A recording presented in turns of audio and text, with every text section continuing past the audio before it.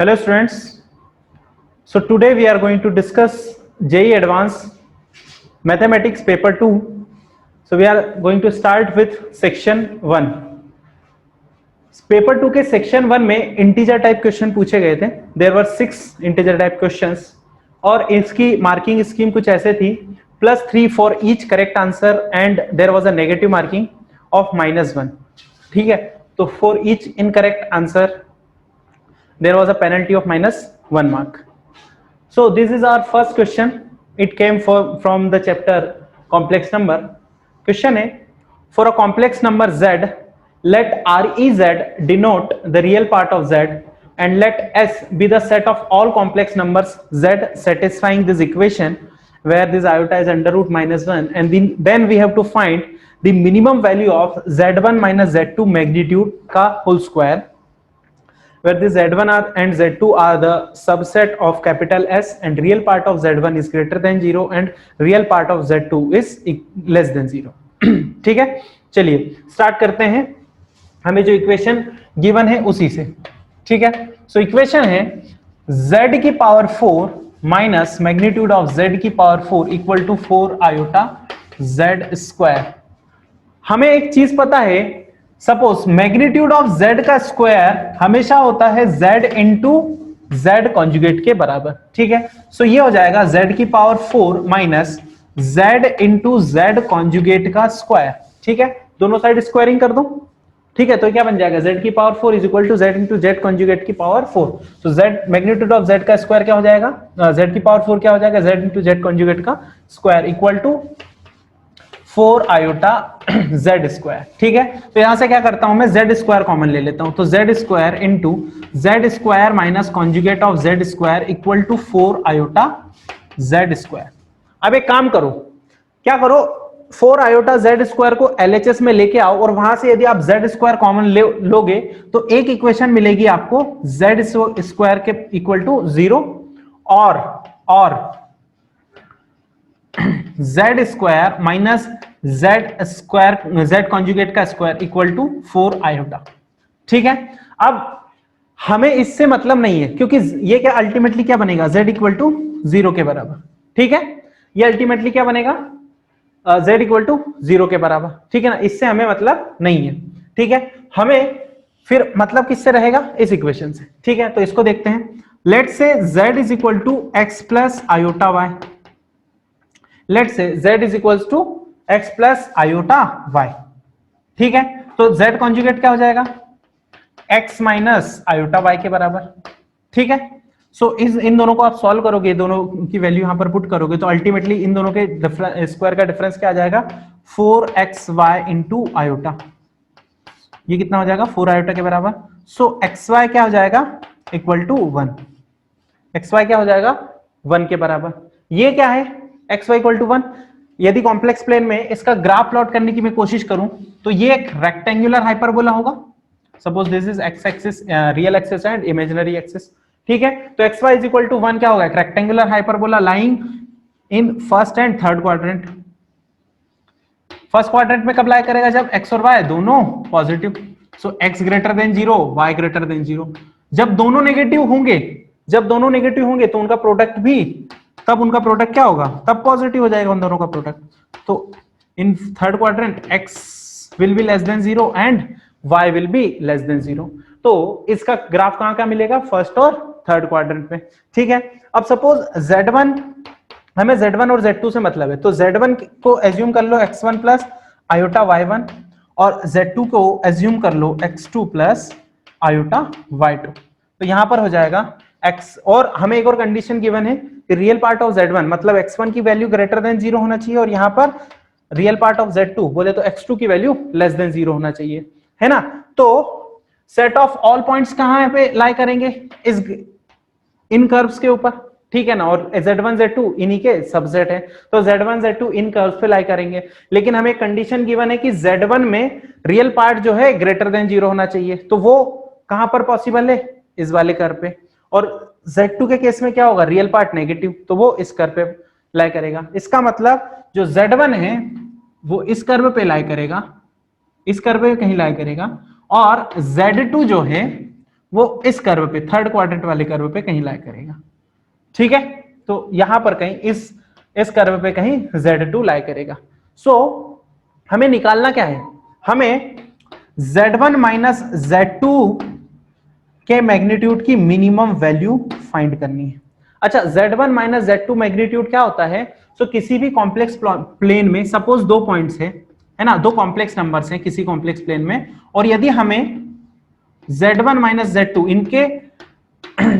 इनके मैग्नीट्यूड की वैल्यू निकालनी है ना, इनके डिफरेंस के मैग्नीट्यूड की वैल्यू निकालनी है, तो बेसिकली ये इन दोनों पॉइंट के बीच का डिफरेंस ही होता है, ये इन दोनों पॉइंट के बीच का डिफरेंस ही होता है। तो इसका मतलब क्या हुआ, ये Z1 माइनस Z2 का जो मैग्नीट्यूड है ये इन दोनों कर्व के बीच का डिस्टेंस ही है ना, किसी भी इस कर्व में किन्हीं दो पॉइंट्स के बीच का डिस्टेंस। अब वो फाइनली क्या बोल रहा है, इसकी हमें मिनिमम वैल्यू निकालनी है, तो मिनिमम वैल्यू फिर हमें किसकी कैलकुलेट करनी पड़ेगी, इन दोनों कर्व के बीच का मिनिमम डिस्टेंस, ठीक है।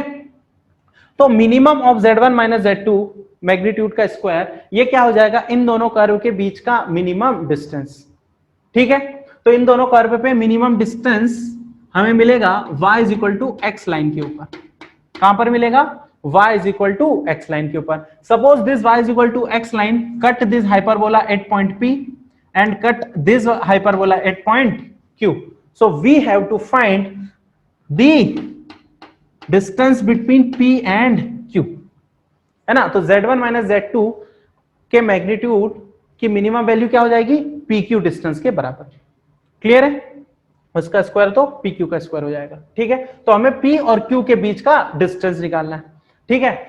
तो P पॉइंट के कोऑर्डिनेट यदि मैं निकालूं तो P क्या है, P पॉइंट के कोऑर्डिनेट क्या हो जाएंगे, y equal to x line, इसमें पुट करोगे तो P पॉइंट के कोऑर्डिनेट आ जाएंगे 1,1 और Q पॉइंट के कोऑर्डिनेट आ जाएंगे -1,-1। तो यहां पर कहीं Z1 पॉइंट होगा और यहां पर Z2 पॉइंट होगा, ठीक है। सो P और Q के बीच का मिनिमम डिस्टेंस क्या हो जाएगा, अंडर रूट ऑफ 1 माइनस -1 का स्क्वायर प्लस 1 माइनस -1 का स्क्वायर और इसका होल स्क्वायर, है ना। तो ये वैल्यू बनेगी 2 का स्क्वायर प्लस 2 का स्क्वायर, 4 का अंडर रूट उसका होल स्क्वायर, तो ये वैल्यू अल्टीमेटली क्या आ जाएगी, 8 के बराबर, ठीक है। इतना भी टफ क्वेश्चन नहीं था, इसको इस तरीके से भी अप्रोच कर सकते हैं और दूसरा भी तरीका है, अलजेब्रिकली इक्वेशन बना के भी सॉल्व कर सकते हैं, लेकिन मेरे हिसाब से ज्यादा इजी मेथड ये है, क्लियर है, समझ में आया। चलिए नेक्स्ट प्रॉब्लम पे आ जाते हैं। चलिए नेक्स्ट क्वेश्चन है, प्रोबेबिलिटी चैप्टर से आया था। क्वेश्चन है the probability that a missile hits a target successfully is 0.75। हम किसी टारगेट पे कोई मिसाइल लॉन्च करते हैं और सक्सेसफुली वो उस टारगेट को हिट करते हैं, उसकी प्रोबेबिलिटी है 0.75, है ना। In order to destroy the target completely at least 3 successful hits are required. किसी टारगेट को हमें डिस्ट्रॉय करना है तो कम से कम उस पर 3 मिसाइल हिट करनी ही चाहिए, ठीक है। Then the minimum number of missiles that have to be fired so that the probability of completely destroying the target is not less than 0.95। हमें मिनिमम कितनी मिसाइल चाहिए कि उस टारगेट को हम डिस्ट्रॉय कर सकें, उसकी प्रोबेबिलिटी कम से कम 0.95 हो या उससे ज्यादा हो, ठीक है। चलिए स्टार्ट करते हैं। सबसे पहले क्या है, टारगेट को सक्सेसफुली हिट करने की प्रोबेबिलिटी है 0.75। So let's say small p is the probability of successfully hitting the target, that is 0.75 or equal to 3/4, है ना, probability of successfully hitting the target। और small q है टारगेट को hit ना करने की प्रोबेबिलिटी, ठीक है। तो यदि सक्सेसफुली हिट कर रहा है उसकी प्रोबेबिलिटी 3/4 है, तो ना हिट कर पाए उसकी प्रोबेबिलिटी क्या हो जाएगी, 1/4 के बराबर, ठीक है। अच्छा, इसमें कौन सा कॉन्सेप्ट लगेगा, सिंपली बाइनोमियल प्रोबेबिलिटी का क्वेश्चन है, ठीक है ना। बाइनोमियल प्रोबेबिलिटी में हम जो फॉर्मूला पढ़ते हैं उससे सॉल्व हो जाएगा। तो अब इसको बोलते हैं सक्सेस, प्रोबेबिलिटी ऑफ सक्सेस, और ये है हमारी प्रोबेबिलिटी ऑफ फेलियर, ठीक है। तो टारगेट को हिट करेगा वो हमारी सक्सेस है और हिट ना कर पाए वो फेलियर है। So probability of success is 3/4, probability of failure is 1/4, है ना। So probability of exactly r success क्या होता है ना। सपोज मैंने n बार अटेम्प्ट किया, है ना, और उसमें एग्जैक्टली आर सक्सेस मिल जाए, इसकी इसकी प्रोबेबिलिटी क्या होती है, सिंपल सा फॉर्मूला होता है एनसीआर पी की पावर आर इंटू क्यू की पावर एन माइनस आर। ठीक है, अब वो क्या बोल रहा है कि मिनिमम हमें 3 मिसाइल तो टारगेट को हिट करनी ही चाहिए। ठीक है ना, तो आपने सपोज एन मिसाइल आपने उस टारगेट के ऊपर लॉन्च की, तो कम से कम 3 मिसाइल तो उस टारगेट को हिट करनी ही चाहिए, तभी वो टारगेट डिस्ट्रॉय होगा। ठीक है, तो सिंपली मैंने बोला कि आपने एन मिसाइल लॉन्च की और कम से कम 3 मिसाइल उस टारगेट को हिट कर जाए, उसकी क्या प्रोबेबिलिटी होगी, NC3 P की पावर 3 Q की पावर n-3। अच्छा एक बात बताओ, हमें मिनिमम 3 मिसाइल टारगेट को हिट करानी है। ठीक है, अच्छा ऐसा भी तो हो सकता है यदि आपने n मिसाइल लॉन्च की तो 3 से ज्यादा मिसाइल भी तो टारगेट को हिट कर सकती है, तब भी तो टारगेट डिस्ट्रॉय होगा ही होगा। ठीक है, तो हो सकता है कि 4 मिसाइल टारगेट को हिट कर जाए, और है ना, या तो 3 मिसाइल टारगेट को हिट करे और 4 मिसाइल भी तो टारगेट को हिट कर सकती है। तो उसके केस में प्रोबेबिलिटी क्या हो जाएगी, NC4 P की पावर 4 इंटू Q की पावर n-4। अच्छा ऐसा भी तो हो सकता है कि 5 मिसाइल टारगेट को हिट कर जाए, तब भी तो टारगेट डिस्ट्रॉय होना ही होना है। उसकी रिक्वायरमेंट बस सिंपल सी है कि minimum 3 missiles must hit the target, है ना, तो 4 मिसाइल टारगेट हिट करेगी तब भी डिस्ट्रॉय होगा। ठीक है, तो ये क्या हो जाएगा NC4, ऐसे ही NC5 NC6 NC7 कहां तक जाएंगे, NCN। जितनी हमने मिसाइल चलाई वो सारी की सारी मिसाइल टारगेट को हिट कर जाए, इसकी क्या प्रोबेबिलिटी होगी, NCN P की पावर n इंटू Q की power 0। This probability, this sum must be greater than 0.95, है ना, तो ये पूरा सम जो है आपका 0.95 से बड़ा होना चाहिए। ठीक है, अच्छा अब एक काम करता हूं मैं, इस इक्वेशन में मैं क्या करता हूं, NC इस इक्वेशन में मैं ऐड कर रहा हूं NC2 P स्क्वायर Q की पावर n-2, ठीक है, प्लस और ऐड कर रहा हूं NC1 इंटू P की पावर 1 Q n-1, ऐड कर रहा हूं मैं NC0 P की पावर 1 n सॉरी Q की पावर P की पावर 0 Q की पावर n। ठीक है, अच्छा ये पूरा सम बताओ क्या हो जाएगा, ये पूरा का पूरा सम क्या हो जाएगा, ये 1 के बराबर हो जाएगा पूरा सम। ठीक है, अब यदि मैंने ऐड किया है तो सब्ट्रैक्ट भी करूंगा मैं, तो क्या करूंगा, सब्ट्रैक्ट NC0 P0 Q की power n plus NC1 P की पावर 1 Q की power n-1 plus NC2 P square into Q की पावर n-2। ठीक है, सो ये पूरी एक्सप्रेशन क्या बन जाएगी, 1 के बराबर। सो ये हो जाएगा 1 माइनस NC0 P की पावर 0 Q की power n plus NC1 P की पावर 1 Q की power n-1 plus NC2 P square Q की power -n-2 must be greater than equal to 0.95। Clear है, चलिए तो ये हो जाएगा 1 माइनस ये हो जाएगा NC0 क्या हो जाएगा 1 इंटू P की पावर 0 1, ये क्या है Q की पावर n, बोले तो 1/4 की पावर n हो जाएगा, प्लस NC1 क्या होगा n इंटू P क्या है 3/4 इंटू Q क्या है 1/4 की power n-1 plus P square NC2 क्या है n इंटू n-1 और n into n-1/2, P square क्या हो जाएगा 9/4 इंटू 3/4 का स्क्वायर है ना, तो 9/4 की पावर 2 इंटू ये हो जाएगा 1/4 की power n-2 greater than equal to 0.95।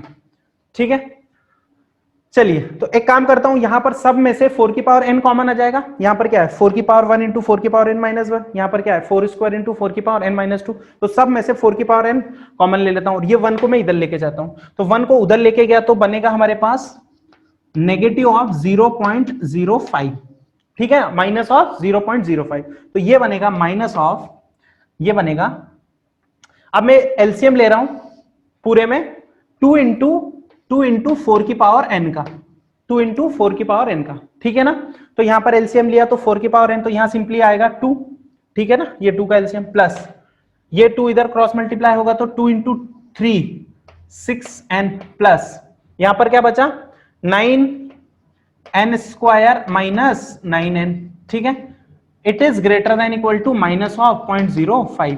अब इधर भी नेगेटिव इधर भी नेगेटिव, तो negative negative positive, sign of inequality will change. Clear है? ठीक है, चलिए तो इसको मैं क्रॉस मल्टीप्लाई करता हूं, तो ये बन जाएगा मेरा 9n square plus -3n plus 2 must be greater than, sorry less than equal to 2 into 4 की पावर n, 2 इंटू 4 की पावर n अपॉन ये हो जाएगा इंटू 5/100। ठीक है, तो बेसिकली ये बचेगा 9n square minus 3n plus 2 less than equal to ये बन जाएगा 4 की पावर n/10। ठीक है, अब हमें करना पड़ेगा हिट एंड ट्रायल, है ना। अब पहली चीज तो है कि टारगेट कंप्लीटली कब डिस्ट्रॉय होगा, जब n मिनिमम जो n की वैल्यू होगी वो 3 होगी, तभी ये पॉसिबल हो पाएगा।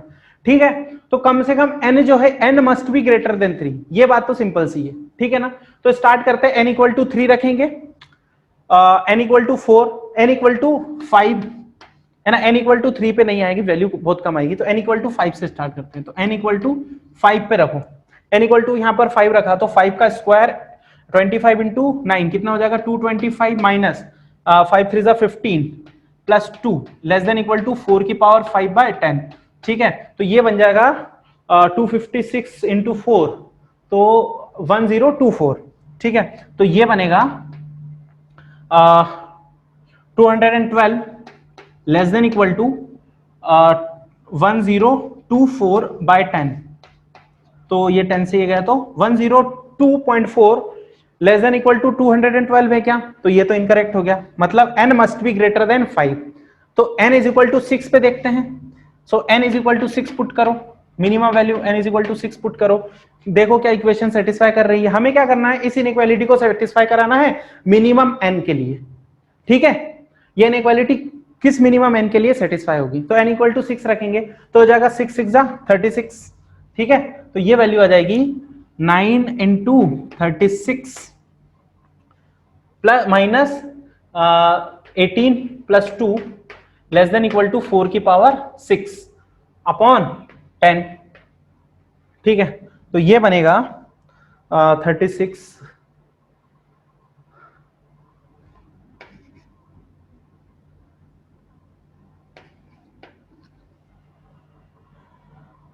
माइनस 18 मतलब minus 16 less than equal to ये बनेगा 4096/10। ठीक है, तो ये वैल्यू आ जाएगी 308 लेस देन इक्वल टू 409.6। ठीक है, so for n is equal to 6 ये इनइक्वालिटी सेटिस्फाई होगी। ठीक है, तो minimum number of missiles required to destroy the target completely, और उसकी प्रोबेबिलिटी कम से कम 0.95 हो, उसके लिए कम से कम हमें 6 मिसाइल लॉन्च करनी पड़ेगी। तो n की वैल्यू क्या आ जाएगी, n विल बी 6। क्लियर है, n की वैल्यू क्या आ जाएगी 6। तो इस इक्वालिटी में हमें रिटर्न ट्रायल मेथड से करना पड़ेगा। ठीक है ना, n इज इक्वल टू 5 पे इनइक्वालिटी सेटिस्फाई नहीं कर रही है, तो मिनिमम वो n निकालना है जिसके लिए इनइक्वालिटी सेटिस्फाई कर जाए। क्लियर, आएगा समझ में। चलिए नेक्स्ट क्वेश्चन करते हैं। चलिए थर्ड क्वेश्चन कोऑर्डिनेट ज्योमेट्री का से आया था, सर्कल का क्वेश्चन है। इस बार सिर्फ 3 क्वेश्चन आए थे, जेईई एडवांस 2020 में कोऑर्डिनेट ज्योमेट्री के सिर्फ 3 क्वेश्चन थे। ठीक है, और पेपर 2 में आई थिंक 2 क्वेश्चन थे, एक सर्कल पे बेस्ड था। Let O be the centre of the circle x square plus y square is equal to r square, where r is greater than √5/2. Suppose PQ is the chord of this circle and the equation of the line passing through P and Q is 2x plus 4y equal to 5. If the center of the circumcircle of the triangle OPQ lies on this line x plus 2y is equal to 4, then we have to find the value of small r, है ना। तो start करते हैं। Let's say this is my circle C1, this is circle C1, इसकी equation क्या है, x square plus y square is equal to r square and O be its center. Let's say this is its center O. ठीक है, suppose PQ is a chord of this circle and its equation is 2x plus 4y. है ना। तो ये एक P Q cord है, ये point P है, ये पॉइंट क्यू है, ठीक है। और इस लाइन की इक्वेशन कितनी है, क्या गिवन है, 2x plus 4y is equal to 5, ठीक है। एक इसके पैरेलल लाइन है जो कि सेंटर है सरकम सर्कल का। सरकम सर्कल कौन सा, इस ओपीक्यू ट्रायंगल से बनने वाले सरकम सर्कल का सेंटर उस line x plus 2y is equal to 4 पे लाई करता है। तो इसका सरकम सर्कल है, let's say that is circle C2। इस ट्रायंगल OPQ से बनने वाला, let's say this is my C2 circle, ठीक है। और इस लाइन के पैरेलल है, ध्यान से देखो दोनों का स्लोप सेम आ रहा है, ठीक है। तो वो जो लाइन है उसका इस सर्कल का सेंटर, C2 सर्कल का सेंटर जो है इस लाइन पे कहीं लाई करता है, ठीक है ना।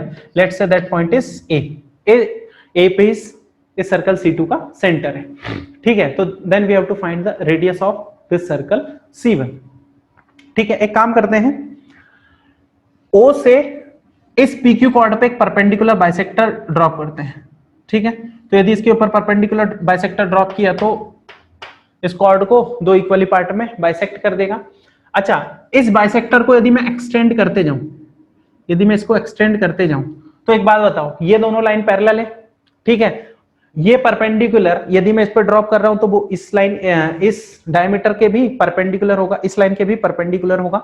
अब तीसरी चीज, वो इसी पे ही मीट करेगा, क्योंकि किसी भी सर्कल में सपोज कोई पॉइंट P है, उससे यदि हम किसी कॉर्ड पे परपेंडिकुलर बाइसेक्टर उस कॉर्ड को बाइसेक्ट कर रहा है, तो उसके साथ जितनी भी पैरेलल लाइंस, पैरेलल कॉर्ड होगी, उन सब कॉर्ड को वो बाइसेक्ट करेगा, है ना। तो इस सर्कल C2 पे मान लो कि पॉइंट O है, वो इस PQ कॉर्ड को बाइसेक्ट कर रहा है, तो वो इस डायमीटर को भी बाइसेक्ट करेगा। मतलब ये भी इसकी रेडियस के बराबर होगा और ये भी इसकी रेडियस के बराबर होगा। Let's say radius of this C2 circle is capital R, ठीक है। तो OA क्या हो जाएगी, इसकी रेडियस हो जाएगी। अच्छा, इस लाइन की इक्वेशन क्या गिवन है, इस लाइन की इक्वेशन है x plus 2y is equal to 4। तो क्या मैं वैल्यू ऑफ दिस OA ये निकाल सकता हूं, तो ये मैं बड़ी आसानी से निकाल सकता हूं। क्या हो जाएगी, OA will be equal to capital R will be equal to, क्या हो जाएगा, -4, 0 minus 4, 0 plus 0 minus 4 upon under root of 1 square plus 2 square,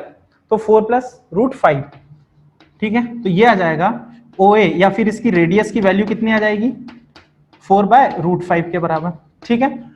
चलिए अब एक बात ध्यान से देख लीजिए, Q जो है इस सर्कल C2 पे लाई कर रहा है, तो क्या यदि मैं इस Q को इससे ज्वाइन कर दूं तो बताओ QA भी इसकी रेडियस हो जाएगी, बोलो। QA will be equal to OA will be equal to R, capital R के बराबर हो जाएगा, ठीक है। अब ध्यान से मुझे देख के बताओ, क्या OQ इस सर्कल की रेडियस है, इस C1 सर्कल की रेडियस है OQ। अच्छा, ये क्या बड़ी आसानी से निकल सकती है, ध्यान से देख के बताना। हमारे पास दो ट्रायंगल है, एक ट्रायंगल है OQ, लेट्स से इन दोनों के पॉइंट ऑफ इंटरसेक्शन को B नाम दे देता हूं, है ना। ये परपेंडिकुलर बाइसेक्टर और PQ कॉर्ड के पॉइंट ऑफ इंटरसेक्शन को B नाम दे देता हूं। तो ध्यान से देखना, OQB एक ट्रायंगल है, राइट एंगल ट्रायंगल, और एक राइट एंगल ट्रायंगल है OBA, ठीक है। हमें क्या निकालना है, OQ निकालना है, हमें OQ निकालना है।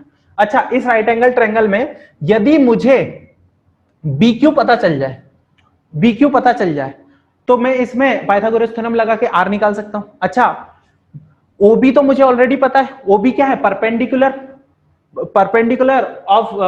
Distance of this cord from this its centre, इस कॉर्ड PQ का परपेंडिकुलर डिस्टेंस ही तो है, तो वो तो मैं बड़ी आसानी से निकाल सकता हूं। चलिए OB की मैं बात करूं तो परपेंडिकुलर डिस्टेंस है, तो क्या हो जाएगा, 0 माइनस 5, तो -0 plus 0 minus 5 upon under root of 4 plus 16 under root 20, तो ये कितना हो जाएगा, अंडर रूट 5/2।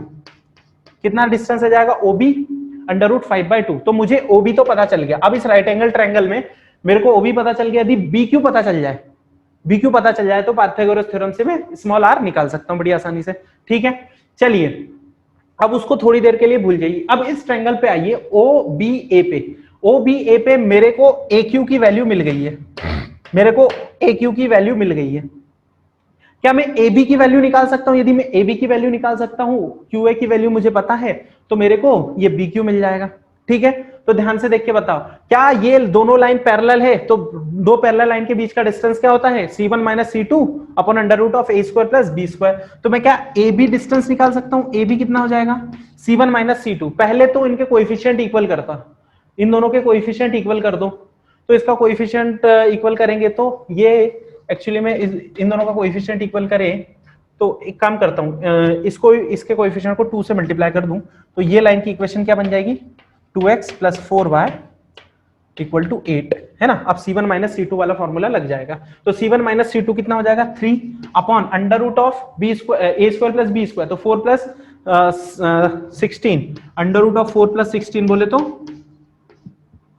ए बी की वैल्यू कितनी आ जाएगी? 3 by under root of 20, 3 by under root 20 या फिर 3 बाय 2 रूट 5। ठीक है, ये मेरा ए बी आ गया, मेरे पास ओ बी आ गया। तो अब ध्यान से देखना, मुझे निकालना क्या है? आर स्क्वायर निकालना है। O Q square will be equal to small r square. इसमें ध्यान से देखना, ये किसके बराबर हो जाएगा? O B square plus O B square plus B Q square के बराबर हो जाएगा। O B square plus B Q square के बराबर हो जाएगा। लेकिन बी क्यू स्क्वायर क्या है? बी क्यू स्क्वायर क्या है? इस ट्रायंगल में देखो, ओ बी ए में, ए बी क्यू में, इसमें देखो क्यू बी स्क्वायर क्या हो जाएगा? या फिर बी क्यू स्क्वायर क्या हो जाएगा? ये हो जाएगा Q A square minus A B square. ठीक है, let's say this is equation 1। ये रिलेशन मैं वहां यूज करता हूं, तो मेरे पास स्मॉल आर का स्क्वायर आ जाएगा ओ बी स्क्वायर, है ना। इसको मैं लिखता हूं बी क्यू स्क्वायर की जगह क्या लिख सकता हूं मैं? O B square plus Q A square minus A B का स्क्वायर।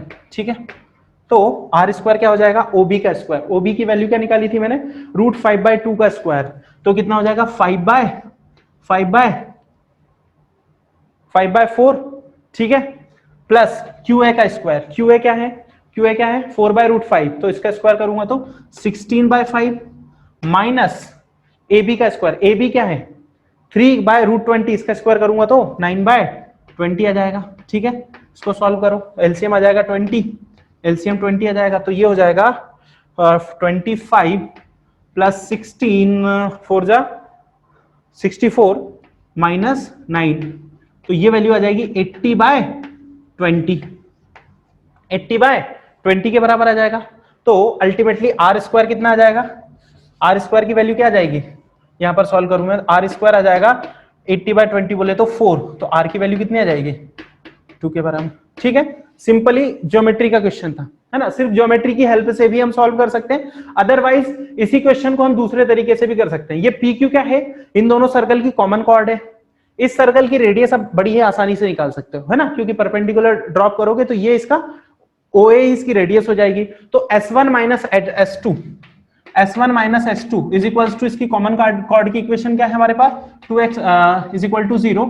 इसको कंपेयर कर लेना इसकी common chord 2x plus 4y equal to 5 के साथ, तो इससे भी हो जाएगा, क्योंकि यदि ये सर्कल S1 है और ये सर्कल S2 है तो S1 माइनस S2 वाले फॉर्मूले से भी हम कर सकते हैं इसको, इस क्वेश्चन को। ठीक है, और एक ये है ज्योमेट्रिकल अप्रोच। ठीक है, तो कोऑर्डिनेट ज्योमेट्री के क्वेश्चंस को करने के मल्टीपल वे होते हैं, उनमें से सबसे आसान ज्योमेट्रिकली होता है ना, ज्योमेट्री से करना सबसे आसान पड़ता है, बाकी के से करोगे तो थोड़ा सा लेंदी जा सकता है। क्लियर है? चलिए नेक्स्ट प्रॉब्लम करते हैं। चलिए नेक्स्ट प्रॉब्लम मैट्रिक्स पे बेस्ड है, सिंपल कैलकुलेशन था इसमें। क्वेश्चन है the trace of a square matrix is defined to be sum of its diagonal entries, है ना। ये तो हमें ऑलरेडी जानते हैं, है ना। किसी भी स्क्वायर मैट्रिक्स का ट्रेस क्या होता है? उसके डायगोनल एंट्रीज का sum. If A is a 2x2 matrix such that trace of A is equal to 3 and the trace of A cube is equal to -18, then find the value of determinant of A, है ना। So assume कर लो, let's say matrix A is a 2x2 square matrix है, suppose वो है ABCD। तो एक बात बताओ मुझे, ट्रेस ऑफ A क्या हो जाएगा? Trace of A is equal to A plus D, इसकी वैल्यू उसने बोल दी है 3 के बराबर है। Let's say this is my equation 1। ठीक है, और हमें निकालना क्या है? डिटर्मिनेंट ऑफ ए की वैल्यू निकालनी। डिटर्मिनेंट ऑफ ए क्या हो जाएगा, एडी माइनस बीसी। ठीक है, ये हमें फाइंड आउट करना है, एडी माइनस बीसी। ठीक है, हमें पता है ए प्लस डी की वैल्यू 3 के बराबर। अब ए क्यूब निकालते हैं। ठीक है, तो सबसे पहले तो ए इंटू ए करते हैं, तो ए इंटू ए, ये हो जाएगा मेरा ए क्यूब। ठीक है, A cube is equal to A into A, है ना। तो simply A into A square करें पहले, तो A B C D is equal to A B C D, square निकालते हैं तो हो जाएगा ए इंटू स्क्वायर की मैं बात करूं तो ये हो जाएगा a square plus b c, और नेक्स्ट हो जाएगा a b plus b d. ठीक है, नेक्स्ट हो जाएगा a c plus d c, last हो जाएगा b c plus d square, b c plus d square. ठीक है, फर्दर इसको मल्टीप्लाई करूंगा मैं, तो a q will be equal to A B C d into A square plus b c, a c plus d सी, ये हो जाएगा a b plus b d और b c plus d square. ठीक है, सो ए Q.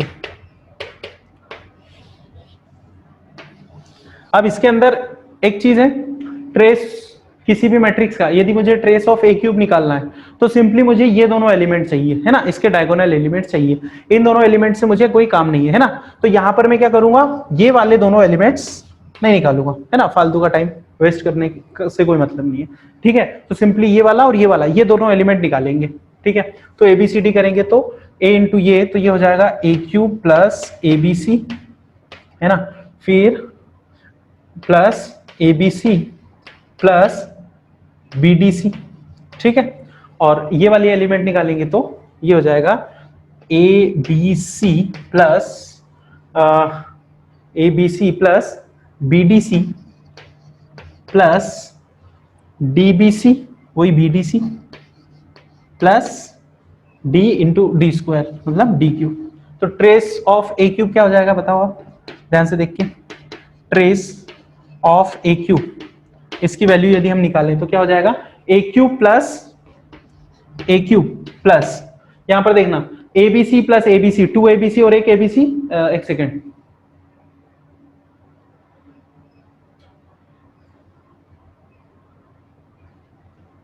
ABC C D, एक ABC यहां पर भी है। ठीक है ना, एबीसी प्लस, अच्छा एक second, ABC plus ABC plus ABC, तो हो जाएगा 3abc प्लस, है ना, एक बीडीसी यहां पर है, BDC plus BDC plus BDC, कितना हो जाएगा 3bdc प्लस लास्ट में क्या है डी क्यूब है। ठीक है, तो ए क्यूब और डी क्यूब को मैं साथ में लिख रहा हूं, तो ए क्यूब प्लस डी क्यूब। अब यहां पर क्या करो आप, बीसी कॉमन ले लो, 3bc कॉमन लिया तो ये बन जाएगा a प्लस डी। ठीक है, ट्रेस ऑफ ए क्यूब मेरे पास है कितना, -18 के बराबर। क्लियर है, अब ए क्यूब प्लस डी क्यूब को क्या मैं लिख सकता हूं, a plus d into A plus D का होल स्क्वायर माइनस 3ad। ठीक है, और ये हो जाएगा plus 3bc a plus D की वैल्यू हम ऑलरेडी जानते कितनी है, 3 है, तो 3 3 जा 9bc इज इक्वल टू -18 हो जाएगा। क्लियर है, ठीक है, सो a प्लस डी यहां पर सॉल्व करता हूं मैं, ये हो जाएगा a plus d 3 into 3 plus 3 का स्क्वायर 9 3 का square 9 minus 3ad plus 9bc is equal to -18। ठीक है, इसके बराबर है। क्या करता हूं मैं, यहां से 3 कॉमन लेता हूं और यहां से 9 कॉमन लेके दोनों साइड 9 से डिवाइड करूंगा, तो ये बनेगा अपना 3 minus ad plus bc is equal to minus कितना हो जाएगा, ये 9 2 18 -2। ठीक है, अब एक काम करता हूं, तो -ad प्लस bc कितना आ गया, -5 के बराबर, लेकिन हमें चाहिए क्या, हमें ad माइनस bc चाहिए। ठीक है, तो माइनस से मल्टीप्लाई कर दूंगा, तो अल्टीमेटली ad माइनस BC की वैल्यू कितनी आ जाएगी 5 के, और ये क्या है डिटर्मिनेंट ऑफ A, ठीक है, तो डिटर्मिनेंट ऑफ A क्या आ जाएगा 5 के बराबर। क्लियर है, सिंपल क्वेश्चन था, जो जो गिवन था उसे करना था।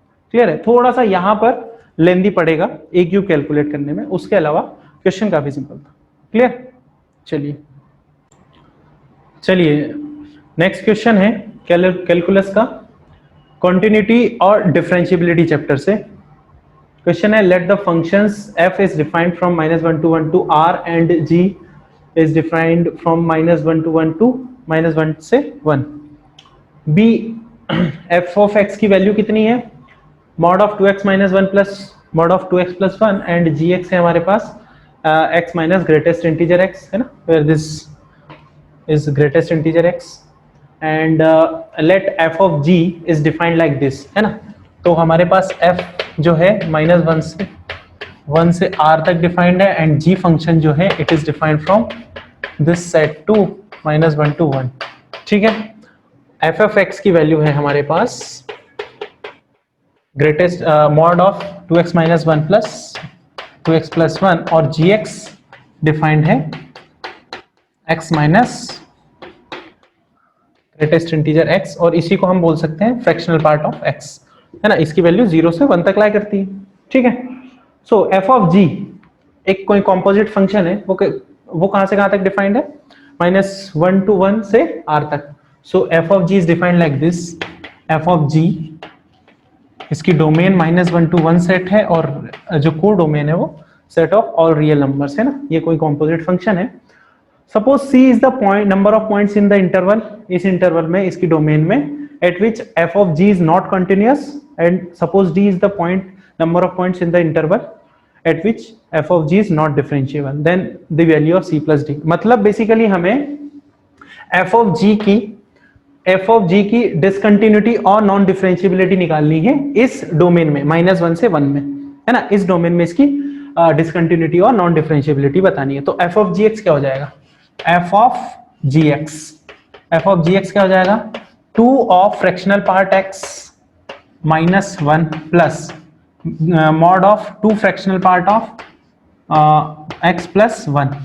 अच्छा, ये फ्रैक्शनल पार्ट ऑफ x की वैल्यू कहां से कहां तक लाई करती है, ये होता है अपना 0 से 1 तक। ठीक है, चलिए अब जब आपके फ्रैक्शनल पार्ट ऑफ x की वैल्यू लेस देन हाफ होगी, तो ये वैल्यू क्या बनेगी पॉजिटिव। तो इसको मैं एज इट इज लिख सकता हूं 2 fractional part of x -1 plus, और ये वैल्यू तो हमेशा ही पॉजिटिव है तो इसको तो as it is 2 fractional part of x plus 1 लिख सकता हूं। कब होगा ये, जब फ्रैक्शनल पार्ट ऑफ x की वैल्यू लेस देन हाफ होगी। ठीक है, जब ये लेस देन हाफ होगा तो f ऑफ gx क्या आ जाएगा, f ऑफ gx की वैल्यू उसके केस में क्या होगी 2 fractional part of x plus 2 fractional part of x, तो कितना हो जाएगा 4 टाइम्स, नहीं सॉरी, जब ये वैल्यू ग्रेटर देन हाफ होगी है ना, जब ये वैल्यू ग्रेटर देन हाफ होगी तब ये वैल्यू क्या आ जाएगी, अच्छा ग्रेटर देन हाफ होगी तब ये 2x -1 ये पॉजिटिव क्वांटिटी बनेगा ना। ठीक है, ये fractional part 2 into fractional part of x -1 ये पूरा पॉजिटिव बनेगा ना जब fractional part of x half से ज्यादा होगा। ठीक है, तो ये कितना हो जाएगा 2 + 2 4 into fractional part of x, और ये -1 से +1 कैंसिल। ये कब होगा, जब फ्रैक्शनल पार्ट ऑफ x की वैल्यू ग्रेटर देन हाफ होगी। ठीक है, और अदरवाइज तो ये साइन कैसा आ जाएगा, नेगेटिव आ जाएगा। ठीक है ना, जब फ्रैक्शनल पार्ट ऑफ x की वैल्यू लेस देन हाफ होगी तब ये पूरा नेगेटिव आ जाएगा। तो यहां पर पॉजिटिव लगेगा, यहां पे नेगेटिव लगेगा, तो ये इससे कैंसर, तो कितना आ जाएगा आंसर f ऑफ gx का 2। क्लियर है, चलिए अब fractional part of x greater than half और fractional part of x less than half का क्या मतलब हुआ, ये किस किस x के लिए होगा। चलिए, तो फ्रैक्शनल पार्ट ऑफ x का ग्राफ हम देखते हैं -1 से +1 में, -1 से +1 में, -1 से +1 में ग्राफ ऐसा होता है भाई इसका। ठीक है, चलिए ये सपोज कोई मेरा पॉइंट हाफ है और ये मेरा पॉइंट हाफ है। ठीक है, इसका मतलब for x -1 to -1/2, x -1 to -1/2 fractional part of x की वैल्यू हाफ से छोटी होगी, यहां से यहां तक। ये वैल्यू क्या है, ये कितना है, हाफ है। ठीक है ना, ये वैल्यू कितनी है, हाफ है। So for x -1 to half जब x की वैल्यू क्या होगी, -1 से -1/2 से 0 होगी, -1/2 से सॉरी -1 से -1/2 होगी, -1 से -1/2 होगी, और यूनियन 0 से 1/2 होगी, तब फ्रैक्शनल पार्ट ऑफ x की वैल्यू हाफ से छोटी होगी, और अदरवाइज -हाफ से 0 और हाफ से 1 पे फ्रैक्शनल पार्ट ऑफ x की वैल्यू क्या होगी, फ्रैक्शनल पार्ट ऑफ x की वैल्यू हाफ से ज्यादा होगी। ठीक है, तो ये मेरे x की डोमेन, इन पर्टिकुलर एक्सेस के लिए ये 4 into fractional part of x आएगा, और इन पर्टिकुलर एक्सेस के लिए ये 2 के बराबर आएगा। ठीक है, चलिए अब इसका ग्राफ प्लॉट करने की कोशिश करते हैं। ठीक है, तो ध्यान से देखना, ये है मेरा -1, ये है +1, ठीक है, और ये -हाफ और ये है +हाफ। तो -1 से +1 के बीच में -1 से -1 से -हाफ तक इसकी f(g(x) की वैल्यू कितनी है, 2 के बराबर। ठीक है, तो यहां तक ये हो जाएगा 2 के बराबर। ठीक है, उसके बाद ये क्या है, 4 into fractional part of x। तो 4 into fractional part of x क्या हो जाएगा, तो हाफ पे इसकी वैल्यू चेक करते हैं, तो हाफ पे ये कितना हो जाएगा, 4 इंटू हाफ मतलब 2, तो ये वैल्यू भी कितनी है, 2। तो यहां से ये जाएगा 0 तक, 0 पे ओपन इंटरवल, 0 पे ओपन इंटरवल। इसके बाद 0 से हाफ में f(g(x) कितना होगा, 2 के बराबर। ठीक है, तो हाफ तक ये जाएगा ऐसे। ठीक है, उसके बाद हाफ से 1 तक, हाफ से 1 तक ये कितना हो जाएगा, 4 into fractional part of x। तो ये हो जाएगा मेरा, यहां पर लगेंगे ओपन इंटरवल, क्योंकि -1 और 1 जो है सॉल्यूशन में इंक्लूडेड नहीं है। तो ध्यान से देख के बताओ कितने पॉइंट पे ये डिसकंटिन्यूअस हो रहा है, मतलब वो क्या बोल रहा है, c is the number of points in this interval at which f(g) is discontinuous, not continuous। तो number of points where this is number of points of discontinuity, कितने पॉइंट्स पे डिसकंटिन्यूअस हो रहा है, पॉइंट्स ऑफ डिसकंटिन्यूटी कितने हैं बताओ, c की वैल्यू कितनी है, एक ही पॉइंट है ना। अच्छा, -1 और 1 पे तो वो तो इंक्लूडेड ही नहीं है ना, डोमेन में इंक्लूडेड नहीं है, तो उन दोनों पॉइंट्स को नहीं देखेंगे। अब इसके अलावा एक ही पॉइंट x = 0 ही वो पॉइंट है जहां पर ये फंक्शन डिसकंटिन्यूअस हो रहा है, तो इसकी वैल्यू c की वैल्यू कितनी आ जाएगी, 1 के बराबर। और number of points of non differentiability ये कितना हो जाएगा, d। अच्छा, कितने पॉइंट पे नॉन डिफरेंशिएबल है, एक तो जहां पर डिसकंटिन्यूअस होगा वहां पर तो नॉन डिफरेंशिएबल होगा, इसका मतलब x = 0 पे ये नॉट डिफरेंशिएबल होगा। उसके अलावा x = -1/2 पे, x = -1/2 पे LHD और RHD इक्वल नहीं है, और x = 1/2 पे भी LHD और RHD इक्वल नहीं है। तो 1 2 3 पॉइंट्स, 3 पॉइंट्स पे ये नॉन डिफरेंशिएबल होगा, तो इसकी वैल्यू क्या आ जाएगी, 3। अब हमसे क्या पूछा है, c + d की वैल्यू, तो c + d कितना हो जाएगा, c + d = 3 + 1 4। क्लियर है, तो ये 4 के बराबर आ जाएगा। आई बात समझ में, ठीक है। चलिए नेक्स्ट क्वेश्चन पे आते हैं। चलिए नेक्स्ट क्वेश्चन भी कैलकुलस का ही है, लिमिट से आया था। इस क्वेश्चन को हम एल हॉस्पिटल से भी कर सकते हैं, लेकिन एल हॉस्पिटल से यदि इस क्वेश्चन को आप करने जाओगे तो बहुत ज्यादा लेंदी पड़ेगा, ठीक है, क्योंकि आपको 2 से 3 बार इसको डिफरेंशिएट करना पड़ेगा। लेकिन सिंपली आप सॉल्व करने की कोशिश करोगे तो रिलेटिवली जल्दी होगा ये वाला प्रॉब्लम। अब इसमें आपको यदि ट्रिग्नोमेट्रिक रेशियो और आइडेंटिटीज वाले फॉर्मूले नहीं आते तो ये वाला प्रॉब्लम सॉल्व नहीं होगा, फिर आपको एल हॉस्पिटल से ही सॉल्व करना पड़ेगा। तो वो वाले फॉर्मूले आपको आना जरूरी है, ठीक है ना। तो स्टार्ट करते हैं। ये क्या लिखा है, ऊपर वाला जो न्यूमरेटर वाला पार्ट है उसको यदि मैं लिख दूं sin c + sin d, यदि मैं उसको लिख दूं sin c + sin d, तो लिमिट x टेंड्स टू π/2 4√2, यदि वो हो जाएगा sin c + sin d, तो इसको क्या लिख सकते हैं, 2 sin c + d/2, तो 3x + x 4x/2, तो क्या हो जाएगा sin 2x into cos c - d/2, तो cos c - d/2 क्या हो जाएगा, 3x - x बोले तो 2x/2, तो cos x सिंपली क्या हो जाएगा ये cos x के बराबर अपॉन, अब डिनोमिनेटर में देखो, यदि मैं इस cos ऑफ 5x/2, ये cos x 5x/2 minus cos 3x/2 को लिख दूं साथ में, तो क्या ये फॉर्मूला बन जाएगा cos c minus cos d वाला।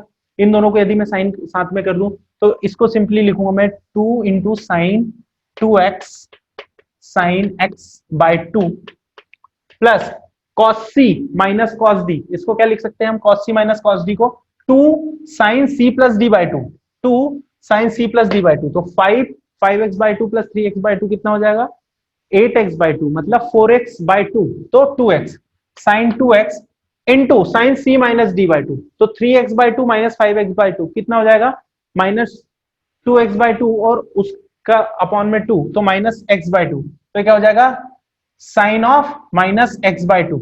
तो वहां से मैं नेगेटिव कॉमन ले रहा हूं, बाहर लेके आ रहा हूं, तो इसको मैं लिख सकता हूं minus of 2 sine 2x into sine x/2। फिर बच्ची मेरी पूरी क्वांटिटी क्या है माइनस ऑफ, अब इसके केस में क्या करता हूं मैं √2 कॉमन ले लेता हूं, यदि मैं √2 कॉमन ले लूं तो वहां पर बचेगा √2 into 1 plus cos 2x, 1 plus cos 2x बचेगा। ठीक है, चलिए next, limit x tends to π/2, तो ये हो जाएगा 4 2 जा 8, 8√2 है ना, 4 2 जा 8√2 इंटू, इसको क्या मैं लिख सकता हूँ साइन 2x को 2 साइन x cos x, इसको क्या मैं 2 साइन x cos x लिख सकता हूँ, तो ये हो जाएगा 2 into sine x into cos x, तो cos x cos square x हो जाएगा। ठीक है, अपॉन इसमें भी अब मैं क्या करता हूं, यहां से मैं क्या साइन, यहां से यदि मैं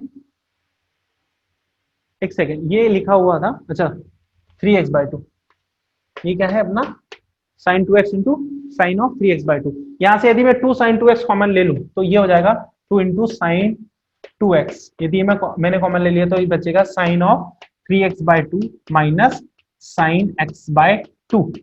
ठीक है, minus √2 into 1 plus cos 2x, क्या बनेगा ये 1 plus cos 2x 2 cos square x है ना, cos 2x क्या होता है2 cos स्क्वायर x माइनस 1, तो ये 1 इधर आएगा तो 1 प्लस cos 2x कितना हो जाएगा 2 cos स्क्वायर x, इसको लिखूंगा मैं 2 इंटू cos स्क्वायर x।